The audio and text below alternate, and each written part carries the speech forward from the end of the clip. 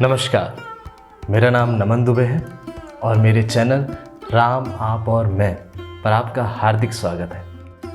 इस खास यात्रा में जहां हम राम की कहानियों को केवल सुनते नहीं बल्कि उन्हें समझने और अपने जीवन में उतारने की भी कोशिश करते हैं। ज़रा सोचिए, एक ऐसा नाम जिसके बारे में कहा जाए कि इस पूरे संसार के कण कण में वही नाम बसता है, चाहे वो पत्थर हो, पेड़ हो, मित्र हो या शत्रु, पशु हो या पक्षी, हर जगह बस वही नाम।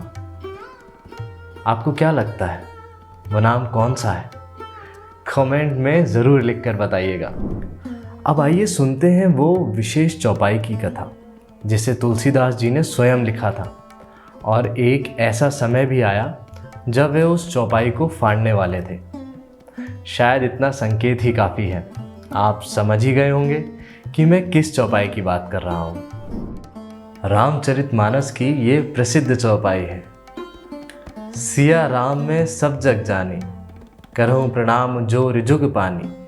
इसे गोस्वामी तुलसीदास जी ने बालकांड में लिखा था। कथा लिखने से पहले वे बड़े विनम्र भाव से सभी को प्रणाम करते हैं, जीव, प्रकृति, सृष्टि के कण कण को, क्योंकि उनका दृढ़ विश्वास था सब में सीता राम का वास है। उनका मानना था जो कुछ भी इस जगत में है वो सब सिया राम से ही परिपूर्ण है। अब इसका अर्थ समझिए, इस संसार के हर कण कण में सीता और राम का निवास है। जब हम हर किसी में प्रभु का अंश देखते हैं तो हमारे मन से अहंकार, द्वेष, ईर्ष्या दूर हो जाती है और उनके स्थान पर श्रद्धा और प्रेम आ जाता है। इसलिए तुलसीदास जी कहते हैं कि जोड़कर दोनों हाथ सबको प्रणाम करो, क्योंकि सामने वाला भी जब प्रभु का ही अंश है तो उसका अपमान करना मतलब प्रभु का अपमान करना है। आइए अब इसके पीछे की एक कथा सुनाता हूँ। एक बार चौपाई लिखने के बाद तुलसीदास जी अपने घर की ओर जा रहे थे। रास्ते में उनको एक बालक मिला। उसने कहा, महात्मा, इस रास्ते से मत जाइए, आगे एक बैल बहुत गुस्से में है, सबको मार रहा है और आपने तो ये लाल रंग के वस्त्र भी पहन रखे हैं, आप मत जाइए। तुलसीदास जी ने सोचा, ये कल का बच्चा मुझे समझा रहा है, मुझे तो पता है कि सब में राम का वास है।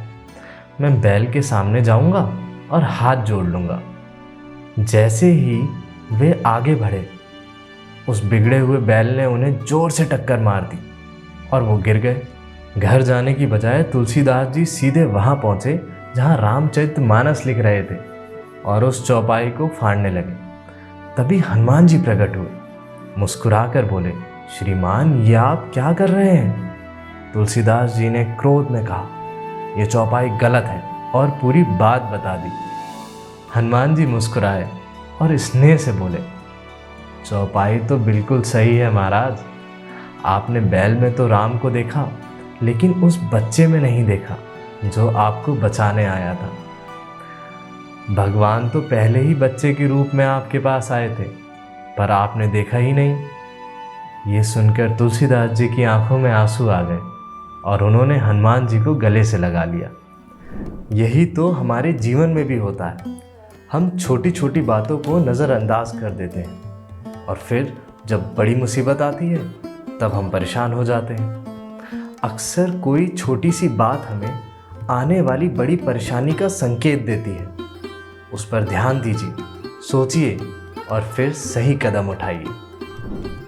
ये चौपाई हमें सिखाती है कि भगवान केवल मंदिर में नहीं रहते, वे हर दिल में रहते हैं। तो आइए आज से हम सबको प्रेम से देखें और सबको प्रणाम करें। अगर ये चौपाई और ये कहानी आपको अच्छी लगी हो तो वीडियो को लाइक कीजिए, अपने मित्रों के साथ शेयर कीजिए और चैनल को सब्सक्राइब कीजिए, ताकि अगली बार हम साथ मिलकर राम की कथाओं को सुनें, समझें और राम को अपने हृदय में महसूस करें। फिर मिलेंगे एक और कथा और एक और सीख के साथ। जय श्री राम।